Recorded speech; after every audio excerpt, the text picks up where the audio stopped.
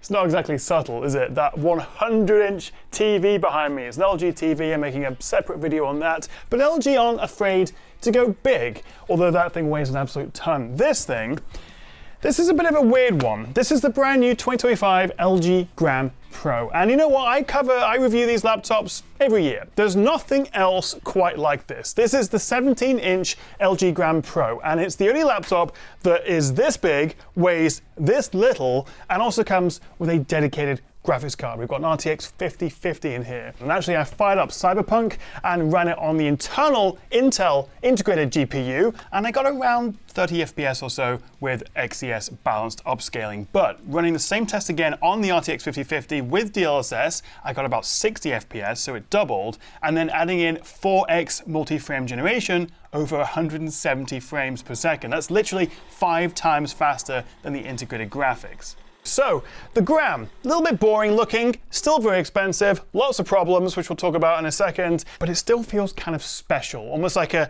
tech unicorn. And I actually asked ChatGPT what a tech unicorn might look like. It's not bad, that, is it? I need a poster of that on my wall.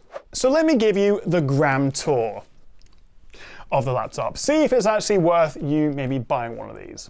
So this 17-inch Gram Pro, the largest of the Grams, tips the scales at 1.48 kilograms, a little over 3.2 pounds in old money, which is around a third lighter than most 16-inch laptops and almost half the weight of your average 17-inch. It's even 30 grams lighter than a MacBook Air 15.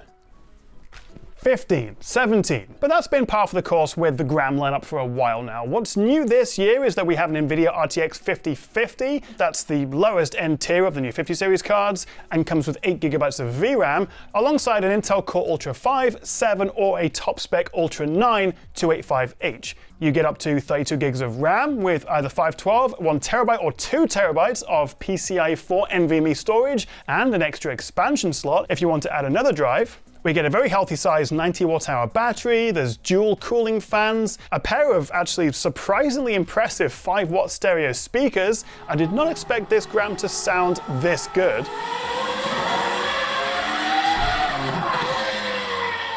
And you can get it in any color you like, as long as it's obsidian black.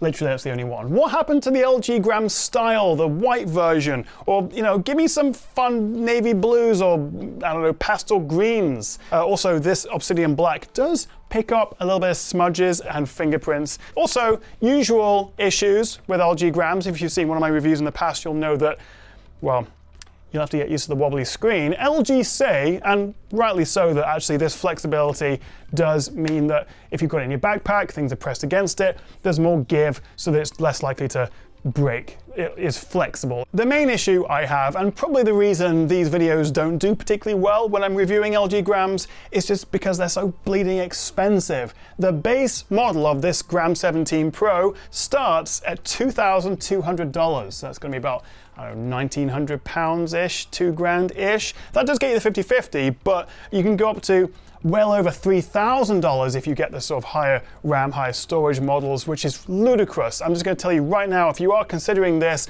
get the base model. And if you need to down the road, expand the storage yourself because you've got that room for the extra drive. But you are paying a hefty premium to get this super light form factor.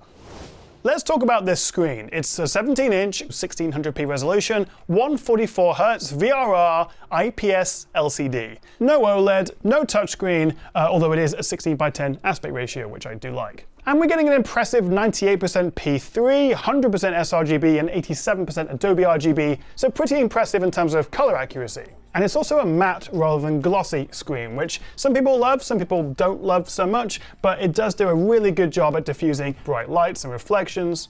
But where's my OLED screen? Last year's Gram Pro 16 had an option for an OLED. This year's Gram 2-in-1, which is cheaper than this, comes with an OLED option because it's a touchscreen as well. Lenovo's Yoga Pro 9i, Samsung Galaxy Books, they also have OLED or AMOLED screens. It's a weird omission to not at least give us an option of an OLED display. To be fair though, just because it's not OLED does not mean it's a bad screen. This is a very good IPS LCD, but it's not OLED, it's not even mini LED, and brightness tops out at around 4 to 450 nits, which is fine, but you're not going to get a proper HDR experience out of this, and if you're doing any kind of HDR mastering in photos or videos, this is not going to be good enough for that. I just think you can get better screens on other laptops for similar or less money. But the real selling point of the Gram has to be this design. If you've ever picked up an LG Gram, particularly one of the larger sizes, it just feels unnaturally light, as if they've forgotten to put the battery in it or something. But if you are carrying this around with you to the office, to school, to wherever, then you will barely feel this in your backpack. And at 15.9 millimeters thick, it is thinner than my Razer Blade 16 and my MacBook Pro 16, although not by a whole lot. Really, it is that weight where the Gram comes into its own. We have Wi-Fi 7 and Bluetooth 5.4. Down the left side, we have two Thunderbolt 4/USB 4 Gen 3 USB-Cs, which can support up to 5K resolution displays. We have an HDMI 2.1 port, plus two USB 3.2 Gen 2 Type A's, and a headphone jack on the right side. Now, as for actually using the Gram, I have to be honest, I don't particularly like this keyboard, and that's not something I say very often. The keys are mushy, there's not much key travel at all. We do get a full-size numpad, which you may like, or actually may not like, because it then pushes everything else off-center to the left. The trackpad's actually quite a good size and is nice and responsive. It just looks kind of small, given how much surface area we have on the 17-inch here. Not my favorite screen, not my favorite keyboard. But what about battery life? Well, LG claimed this is good for over 25 hours of local video playback at 150 nits, but you can never really trust those figures when it comes to actual real-world use. Now, for me, it's not been anywhere near that. A YouTube streaming test, I got about 8.5 hours out of this, and I ran that test without the RTX 5050 enabled and also in the low power mode, so I gave it the best chances possible, but it still didn't perform that well. Although I would say over the couple of weeks I've been using this, general, everyday, varied use, you'll get maybe 10 to 12 hours. It depends on how you use it, of course. You'll certainly get a full day out of it, which for most of us is all we really need. But what about performance? How fast is this? And also, does that RTX 5050 really make that much of a difference? Well, I'll just give you the answer straight away. Yes. The RTX 5050 is roughly 4060 level, although of course we also have the multi-frame generation that comes with the 50 series cards and some other bells and whistles. And I had no problem editing 4K videos in Premiere Pro and messing around and editing and exporting in Lightroom. In fact, the 5050 was coincidentally 50% faster than the last generation Gram 16's RTX 3050. And versus its own integrated graphics, it was around twice as fast in OpenCL and in the 3D Mark Steel Nomad test.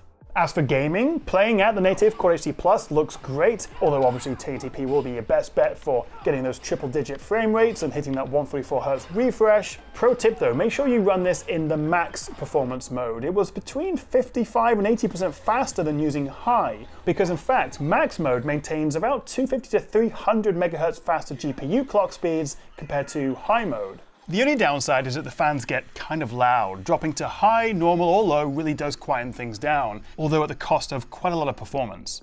So the RTX 5050 gives us DLSS 4 with its latest transformer model, as well as multi-frame gen up to 4 times in supported games, and as you would expect, it is a night and day difference versus the integrated graphics. Take Cyberpunk, which actually just had a big 2.3 update. At full HD, using the Gram's max power preset, the 5050 was twice as fast as the integrated Arc 140T GPU at the same settings. And as I said at the beginning, an incredible 5 times faster with multi-frame gen. I mean, sure, these aren't quote-unquote real frames, they're interpolated AI frames, but it means you can take the settings up to RT medium and still max out that 144Hz refresh rate.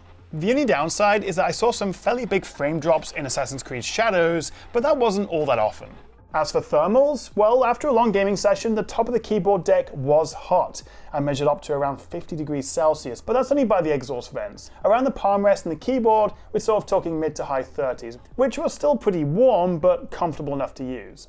So that's your usual hardware stuff, but we do get a few little nifty extras on the software side of things. We have this new thing called Gram Chat. There's an on-device version, which means you don't need to be connected to the internet, and this is actually kind of useful as a almost like universal search tool across your entire laptop, but there's also a cloud Gram Chat. This uses a ChatGPT 4 model, so it gives you much more sort of research and in-depth answers to your queries, and you can basically ask it anything or to search anything that's on your laptop. It's kind of useful, actually.